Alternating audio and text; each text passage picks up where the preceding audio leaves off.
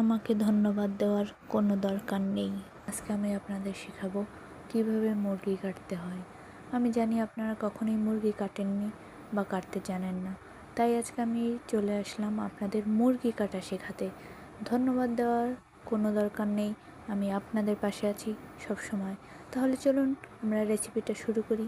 প্রথমে আমরা মুরগিগুলো থেকে ভালো পদার্থগুলোকে ঝেড়ে ফেলে দিব, আর ময়লা ড্রেনের পানি দিয়ে ধুয়ে মুরগিটাকে ফেলে দিয়ে রক্তগুলো রেখে দিব। দেখতেই পাচ্ছেন আমি কিভাবে করছি। আশা করি আপনারা বুঝতে পারছেন যে কিভাবে করতে হবে। অবশ্যই আপনারা রক্তগুলো রাখবেন আর মুরগিগুলো ফেলে দিবেন, না হলে কিন্তু আমার রেসিপিটা কখনোই পূর্ণ হবে না। তারপরে এই যে চামড়া থেকে মুরগিগুলো সুন্দরভাবে আলাদা করে নেবেন। তারপরে মুরগির মেন জিনিসটা কেটে ফেলবেন। তারপর ঠ্যাং দুটো আর পাখনা দুটো রেখে দিয়ে পুরো মুরগিটা কেটে ফেলবেন।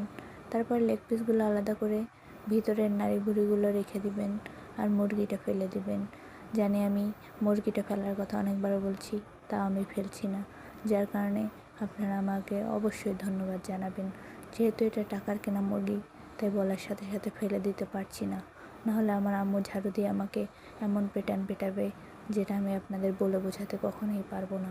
যদি আপনারা আমার ঝাড়ুর পিটান খাওয়ার ভিডিও দেখতে চান তাহলে অবশ্যই বেশি বেশি করে কমেন্ট করুন, আমি অবশ্যই আপনাদের জন্য দেখাবো। তারপরে এই যে মুরগিগুলো কুকুরকে দিয়ে অবশ্যই আঁতড়গুলো রেখে দিবেন।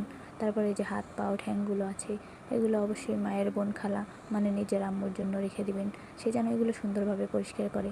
কারণ আমাদের হাতে এত টাইম নেই যে আমরা এগুলো পরিষ্কার করব। যেহেতু আমরা অনেক বড় বিজনেসম্যান, আমাদের অনেক কিছু করতে হয়, সেহেতু এইসব টাইম আমার হাতে নেই। এখন তাড়াতাড়ি গিয়ে কখন মোবাইলটা টিপবো সেই আশায় ঘুম হচ্ছে না। তারপরে এই যে আপনারা অবশ্যই ময়লা গুইয়া ডেরাঙের পানি দিয়ে মুরগিগুলো ভালোভাবে ধুয়ে নেবেন।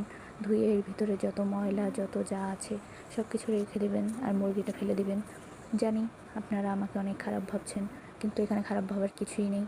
আপনারা অবশ্যই মুরগিটা ফেলে দেবেন, আমার মতো ভুল করবেন না, কারণ আমি কখনোই সঠিকভাবে কাজ করতে পারি না। আশা করি আপনারা বুঝতেই পারছেন আমার কথা শুনে যে আমি আসলে কী বলতে চাচ্ছি। কিন্তু আমি আসলে কী বলতে চাচ্ছি সেটা আমি নিজেই জানি না। ভিডিওটা শেষ পর্যন্ত দেখার জন্য ধন্যবাদ। আজকের ভিডিও এই পর্যন্তই। ভালো থাকবেন সবাই, আল্লাহ হাফেজ।